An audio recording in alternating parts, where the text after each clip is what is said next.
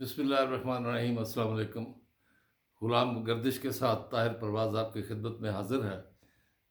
لوٹ پیچھے کی طرف ہے گردش ایام تو، اور آج جو کچھ یاد آ رہا ہے وہ کل کچھ باتیں میں نے کی تھیں، جنرل پرویز مشرف کے حوالے سے کی تھی اور ضیاء الحق کے بارے میں ادھوری باتیں کی تھی، تو آج وہ باتیں مکمل کرنے کا دن ہے، اور اس میں بہت سی یادیں ہیں، اور ضیاء الحق سے ملاقات بھی، اور جس دن ضیاء الحق کے طیارے کو حادثہ پیش آیا اس دن میں کہاں تھا اور میری کیا ذمہ داریاں تھیں، یہ اس حوالے سے ایک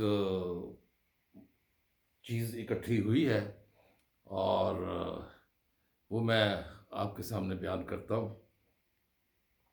یہ میں نے کل ذکر کیا تھا کہ ضیاء الحق نے ایک ریفرینڈم کروایا تھا۔ یہ ریفرینڈم آج سے 39 یعنی کہ 39 ایئرس پہلے کروایا تھا۔ 19 دسمبر کا دن تھا، اور سن جو ہے وہ غالباً 1984، ہاں جی، 1984۔ یہ پاکستان کے عوام سے ایک سوال پوچھا گیا تھا جس کے اثرات آج بھی پاکستان کی سیاست اور معاشرے میں نظر آتے ہیں۔ اس سوال کا مقصد ایک فوجی آمر کے اقتدار پر قبضے کو طول دینا تھا۔ جنرل ضیاء الحق نے خود کو ملک کا صدر بنوانے کے لیے 19 دسمبر 1984 کو ایک ریفرینڈم کا انعقاد کیا، جس میں رائے دہندگان سے سوال پوچھا گیا، کیا آپ صدر پاکستان جنرل محمد ضیاء الحق کی جانب سے پاکستان کے قوانین کو قرآن و سنت کے مطابق ڈھالنے، نظریہ پاکستان کے تحفظ اور استحکام کے لیے کیے جانے والے اقدامات کو جاری رکھنے اور عوام کے منتخب نمائندوں کو اقتدار کی پرامن اور منظم تبدیلی کی حمایت کرتے ہیں؟ عوام کو اس سوال کا جواب ہاں یا نہ میں دینا تھا۔ ہاں میں جواب کا مطلب تھا کہ جنرل ضیاء الحق اگلے 5 برس یعنی سن 1990 تک صدر مملکت رہیں گے۔ یہ وہی صاحب ہیں جو 90 دنوں میں الیکشن کرانے کا وعدہ کیا تھا جنہوں نے، اور جو خود کو امیر المومنین سمجھ بیٹھے تھے۔ اب یہ چیزیں ایسی ہیں کہ ان کو ہم کسی صورت بھی بھول نہیں سکتے۔ یہ ریفرینڈم جب ہوا تو اس ریفرینڈم میں وہ جبری طور پر الیکشن کمیشن آف پاکستان نے یہ ریفرینڈم کروایا، اور جبری طور پر کروایا، اور سرکاری ملازموں کو تو جبری کہا گیا کہ جی آپ جا کر ووٹ ڈالیں اور ہاں میں ووٹ ڈالیں، اور ایسی دہشت پھیلائی گئی کہ اس سے پہلے کوڑے مارے گئے لوگوں کو، اور بہت کچھ کیا گیا۔ تو یہ 100% نتائج کے لیے یہ انتظامات کیے گئے تھے، لیکن ٹرن آؤٹ پھر بھی تھوڑا رہا۔ اب وہ ریفرینڈم اس سارے سیاسی عمل کا حصہ بن گیا۔ ریفرینڈم کی مذمت تو ہوتی رہی، لیکن وہ ایک کے بعد ایک ہونے والے واقعات کا حصہ بن گیا، حالانکہ ریفرینڈم پر کسی نے بھی اعتماد نہیں کیا۔ یہ ریفرینڈم تو ایک فوجی ڈکٹیٹر نے اپنے غیر قانونی اقتدار کو طول دینے کے لیے کروایا تھا، لیکن اس کے نتیجے میں شروع ہونے والے سیاسی عمل کی وجہ سے ہی وہ فوجی ڈکٹیٹر کمزور ہوا۔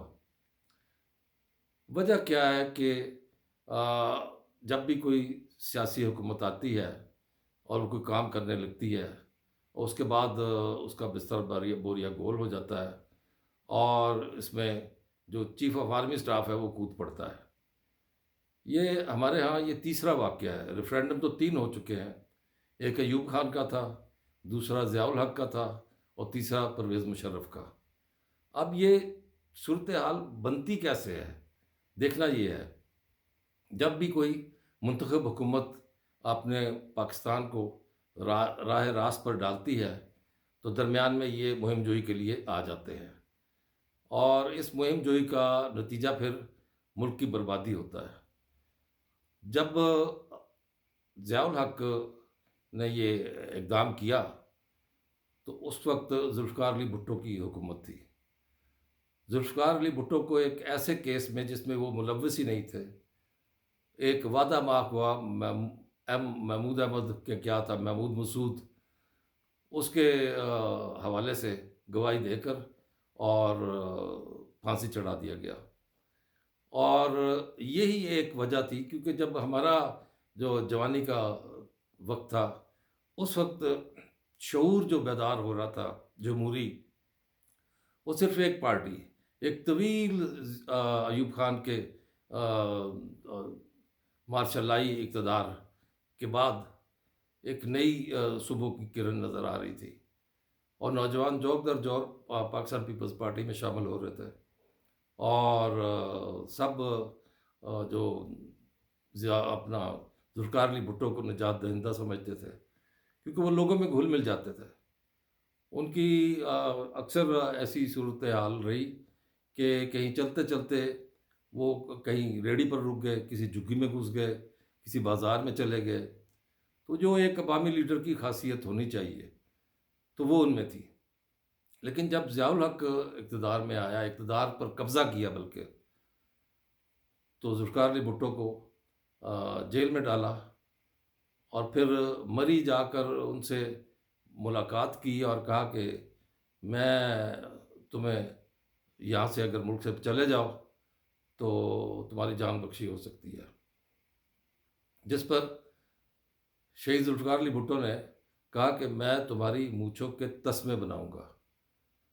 اب یہ چیز جو ہے وہ اپنی ذات پر لے گیا ضیاء الحق، اور ضیاء الحق نے اس نے ایک ایسا سلسلہ کیا کہ جس میں یہ ایک تو آئینی غیر آئینی کام کیا کہ ایک جمہوری حکومت کا تختہ الٹا، اور دوسرا یہ کہ یہ سپریم کورٹ پر اثر انداز ہوا ججوں کے ساتھ مل کر، اور ان ججوں نے بعد میں مرنے سے پہلے اس چیز کا اعتراف کیا کہ یہ ایک جوڈیشل مرڈر تھا، یہ قتل تھا عدالتی، اور اس عدالتی قتل کا جو پیچھے ذمہ دار تھا وہ ضیاء الحق تھا۔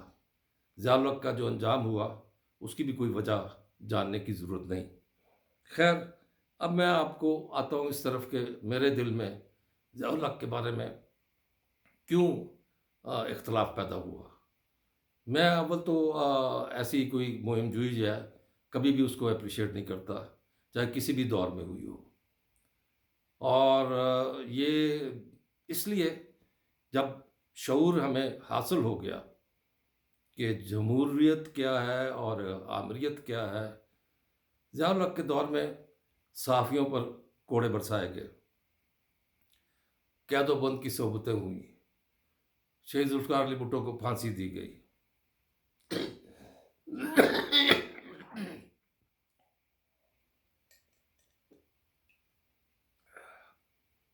اب یہ چیزیں مل کر ایک ایسا دماغ میں ہمارے ایک سلسلہ پیدا کر دیا، میری ایج کے جو بھی لوگ تھے کہ وہ مخالف تھے، اور پھر اس کے بعد ایک وائٹ پیپر شائع کیا گیا جو کہ پی آئی ڈی کے ایک تھے پرنسپل انفارمیشن آفیسر احمد حسن شیخ، ان کی سربراہی میں یہ شائع ہوا۔ اس میں جس سے مجھے بھی پھر پرسنل ہونا پڑا، جس میں میرے والد مرحوم الطاف پرواز اس وقت حیات تھے، ان کا، جمیل الدین علی کا، اور 2-3 اور شعراء اور ادباء کا نام تھا کہ یہ جو ہے یہ ذوالفقار علی بھٹو کی وہ جو اپنا ہوگی کیا کہتے ہیں تشہیر کے لیے، ان کی شخصیت سازی کے لیے، اور یہ کام کریں گے، اور یہ ایک سیل بنایا گیا تھا، جس پر میرے والد نے، کیونکہ یہ جنگ اخبار میں یہ خبر چھپی تھی، شورش ملک اس وقت اس کے تھے ایڈیٹر، اور مجھے والد صاحب نے وہ لکھ کر دیا جس میں یہ تھا کہ آپ اسی جگہ پر اس کو شائع کریں جہاں آپ نے یہ خبر چھاپی ہے، کہ میرا کسی اس سے کوئی تعلق نہیں ہے، اور میں پورا قانونی حق رکھتا ہوں کہ میں اخبار کے خلاف اور جس نے خبر فائل کیا اس کے خلاف قانونی چارہ جوئی کروں، جس پر نہ صرف اگلے دن جنگ اخبار میں معذرت بھی چھپی اور ان سے معافی بھی مانگی گئی، اور وہ جو انہوں نے والد صاحب میرے نے جو خبر لکھ کر دی تھی وہ شائع بھی ہوئی۔ اب اس کے بعد تو کوئی گنجائش نہیں رہتی تھی کہ میں اس وقت سرکاری ملازمت میں تھا، اور میں حقیقت ہے کہ مجھے آ، ایک آنکھ ضیاء الحق نہیں باتا تھا۔ اب اس کا معاملہ اللہ کے ساتھ ہے، لیکن مجھے وہ چیزیں اس لیے یاد آ رہی ہیں کہ میں جب جاتا ہوں فیصل مسجد کی طرف اسلام آباد میں، تو راستے میں ایک قبر ہے، اور وہ قبر جو ہے وہ کیسے کس حوالے سے بنائی گئی وہاں پہ؟ کیا ڈکٹیٹروں کو یہ حق حاصل ہے کہ ان کے لیے علیحدہ سے جگہ؟ وہ ایک فوجی تھا، اس کو فوجی قبرستان میں دفن ہونا چاہیے۔ میرے بہت سے دوست اس بات کی تائید کرتے ہیں، اور آج کل اسلام آباد میں اس سلسلے میں بہت بات ہو رہی ہے کہ اس تعویذ کو یہاں سے نکال کر فوجی قبرستان میں بھیجا جائے، کیونکہ یہاں تو کوئی دعا کے لیے بھی نہیں آتا۔ جو لوگ آتے ہیں وہ گزر جاتے ہیں، سیر و تفریح کے لیے آتے ہیں، گزر جاتے ہیں۔ بلکہ ایک دو اخبارات میں تو جو تصاویر چھپیں، وہ افسوس بھی ہوا، دکھ بھی ہوا کہ وہ جو قبر ہے اس کے اندر کوئی جانور جا کر بیٹھے ہوئے ہیں، تو دکھ بھی ہوتا ہے، ظاہر ہے قبر انسان کی قبر ہے، تو لیکن یہ ہے کہ پتہ نہیں کس حوالے سے وہ جگہ دی گئی جو کہ نہیں دی جانی چاہیے تھی۔ تو بہتر تو یہی ہے کہ یہ ضیاء الحق کی یہ جو قبر ہے، اس کو جیسے لوگ بھی مطالبہ کر رہے ہیں، اکثر سوشل میڈیا پر بھی یہ باتیں شروع ہو گئی ہیں کہ ضیاء الحق کی قبر کو یہاں سے منتقل کیا جائے۔ اگر یہاں کوئی قبر بنانی تھی تو ڈاکٹر قدیر کی بنانی تھی، جنہوں نے اس ملک کو ایک ایسی قوت بنا دیا، لیکن ڈاکٹر قدیر کو تو آپ نے جیتے جی مار دیا تھا، اور وہ نہ گھر سے نکلنے کے روادار تھے، نہ کہیں آنے نہ جانے کے، اور ان کی قبر جو ہے وہ اب اسلام آباد کے ایچ 8 قبرستان میں ہے، اور وہ وہاں پہ لوگوں کا آئے دن تانتا بنتا رہتا ہے اب تک۔ تو وہ اپنے قوم، اپنے موسم کو نہیں بھولتی، لیکن ڈکٹیٹر کی قبر بالکل سونی پڑی رہتی ہے۔ یہ اگر فوجیوں کے قبرستان میں منتقل ہو جائے تو وہاں جو لوگ اپنے عزیز و اقارب کے لیے، شہداء کے لیے آ کے دعا کرتے ہیں، تو ان کے لیے بھی دعا کریں گے۔ بریگیڈیئر صدیق سالک بھی ان کے ساتھ اللہ کے حضور پیش ہوئے تھے، میرے والد کے دوست تھے، لکھنے پڑھنے والے، ہمارے ہم قلم، ہماری برادری تھی، اور بریگیڈیئر صدیق سالک جو ہے وہ فوجی قبرستان میں ہے، اور اللہ ان کے درجات بلند کرے۔ اب واقعہ آتا ہے کہ میری ان سے ملاقات کیسے ہوئی۔ میں پریس انفارمیشن ڈپارٹمنٹ میں انفارمیشن آفیسر تھا، اور میری ڈیوٹی لگی کہ کوئی شاید سوڈانی یا صومالی پریزیڈنٹ، انہوں نے ہیوی میکینیکل کمپلیکس ٹیکسلا جانا تھا، اور مجھے آفیشیل میڈیا ٹیم، جس میں اے پی پی، پی ٹی وی اور میرے ساتھ پریس انفارمیشن کا فوٹوگرافر، انہیں لے کے جانا تھا۔ تو میں ان کو لے کر گیا، اور ہم تو بائی روڈ گئے، ٹیکسلا نزدیک ہی ہے، اور کچھ دیر کے بعد 3 ہیلی کاپٹر اس وسینٹی میں آئے، اترے، اور ان میں سے ایک میں ضیاء الحق تھے، ایک میں وہ صدر تھے، اور جو مہمان صدر، اور پھر ان کو سب سے پہلے ریفریشمنٹ کے لیے لے کے جایا گیا، اور اس کمرے میں ایک ہال تھا، کو تقریباً ہوگا 40 بائی 30 یا 40، ہاں 40 بائی 80 کہہ لیں، اتنا تھا، اور اس میں ایک طرف جیب کی گھڑی جو لٹکتی ہوئی قائد اعظم کی طرح اچکن پہنی ہوئی ضیاء الحق نے، اور میں ایک کونے میں اپنی ٹیم کے ساتھ کھڑا تھا۔ تو یہ البتہ ایک اچھی بات بتانے والی ہے کہ وہاں سے ضیاء الحق پیدل، ظاہر ہے پیدل ہی آنا تھا انہوں نے، تو خرامہ خرامہ میری طرف آئے اور ہاتھ بڑھایا، السلام علیکم، کیا حال ہے آپ کا، آپ کو دیکھا ہے کہیں؟ میں نے کہا کہیں ٹی وی میں دیکھا ہوگا، اس وقت تو پی ٹی وی ہوتا تھا۔ تو میں نے کہا جی ہاں، میں انفارمیشن آفیسر ہوں۔ اچھا، نہیں کسی مشاعرے میں دیکھا آپ کو؟ میں نے کہا جی میں شاعر ہوں، اور اس وقت تک میرا وہ ملی نغمہ آ چکا ہوا تھا، خیال رکھنا۔ تو جب میں نے یہ بتایا تو کہنے لگے وہ تو میرے، ان کی ایک بیٹی تھی جو ذہنی معذور تھی، اسپیشل چائلڈ. تو کہنے لگے وہ میری بیٹی زین کا کیا نام تھا، اس کو بہت پسند ہے، تو آپ سے ملاقات ہونی چاہیے. میں کہ جی بالکل. ظاہر ہے میں تو اس وقت میرے اندر دماغ میں اور دل میں جو باتیں تھیں وہ بہت سی تھیں. اب یہ بھی سن لیجئے کہ میں نے وہ نغمہ لکھا کیسے تھا. میری پشاور پوسٹنگ تھی اور یہ صاحب جو ہے یہ ڈکٹیٹر تھے، اور انہوں نے کیا کیا کہ میں نے جب یہ مقابلے کی بات ہوئی تو میں نے لکھا نئے دنوں کی مسافتوں کو اجالنا ہے، وفا سے آسودہ ساعتوں کو سنبھالنا ہے، امید صبح جمال رکھنا، خیال رکھنا، خیال رکھنا. اس کا مقصد کیا تھا؟ اس کا مقصد سمجھنے والے سمجھ گئے ہیں. تو بہرحال بات آگے بڑھاتے ہیں. میں نے ان سے اجازت لی اور پھر اس کے بعد ایک دفعہ وہ یہاں آئے، کیا کہتے ہیں، پریس انفارمیشن ڈپارٹمنٹ میں، اور میجر جنرل مجیب الرحمان اس وقت سیکٹری تھے، لیفٹیننٹ جنرل، اور منیر احمد شیخ ہمارے پرنسپل انفارمیشن آفیسر تھے. تو ان کا سب سے تعارف کرایا گیا. تو جب میری طرف آئے تو کہتے آپ سے تو میں مل چکا ہوں. تو یہ یادداشت بہت تھی ان کی، ضیاء الحق کی.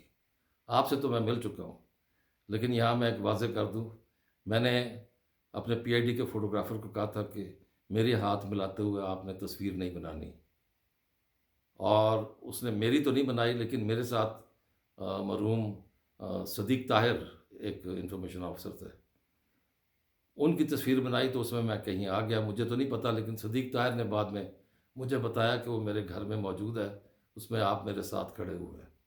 بہرحال بات جو بڑھتی جا رہی ہے، میں جب پشاور میں تھا تو اس وقت وہاں پہ ایس ایم رضوی ہوتے تھے، علامہ نجم الحسن قراروی کے بڑے صاحبزادے، شمس رضوی جو جنگ میں ہوتے تھے ان کے بڑے صاحب بھائی، اور وہ وہاں پہ بیورو چیف تھے جنگ کے. تو یہ ان کی وہاں پہ جو ڈی ایم ایل ہے یا کیا کہتے ہیں، گورنر تھے اس وقت، میں نام اب بھول رہا ہوں، لیفٹیننٹ جنرل تھے. تو ان کی ایک سٹیٹمنٹ انہوں نے چھاپی جو جنگ کی سرخی بنی کہ ضیاء صاحب اکٹھے آئیں گے، اکٹھے جائیں گے، کیونکہ ضیاء الحق، ہاں، فضل حق کو یہ تبدیل کرنا چاہتے تھے. تو وہ پھر چھپی کہ ہم اکٹھے آئے ہیں، اکٹھے جائیں گے. تو یہ کچھ باتیں ذہن میں تھیں، میں نے کہا میں آپ کو بتاتا چلوں. اور واقعی یہ ایک المیہ ہے ہمارے ہاں کہ اس وقت جنرل پرویز مشرف کا کیس چل رہا ہے، سنگین غداری کا، اور وہ وفات کے بعد، اور ضیاء الحق ایک ایسی جگہ پر قبر بنا دی گئی جہاں ان کی اولاد بھی نہیں جاتی، کئی سال میں ایک دفعہ نکل گئے تو نکل گئے. تو بہتر یہ ہے کہ اس قسم کے جو کردار ہیں ان کی جو مہم جوئی ہے اس کو ڈسکریج کیا جائے، اس کو ناپسند کیا جائے. اگر اور کچھ نہیں، زبان سے نہیں، قلم سے نہیں، تو دل میں ہی برا بنا لیا جائے. آپ نے یہ میرا پروگرام سنا ہے تو اس میں سبسکرائب کر دیجیے. آپ سبسکرائب بہت کم کر رہے ہیں ان دنوں میں، لیکن پروگرام سارے سنتے ہیں. یہ مجھے یوٹیوب سے، اسٹوڈیو سے پتہ چل جاتا ہے. سبسکرائب کیجئے، بیل آئیکن دبا دیجئے، اور لائک کیجئے، دوستوں کو شیئر کیجئے، کمنٹ ضرور کیجئے گا آج کے بارے میں. بڑی نوازش، اللہ نگہبان.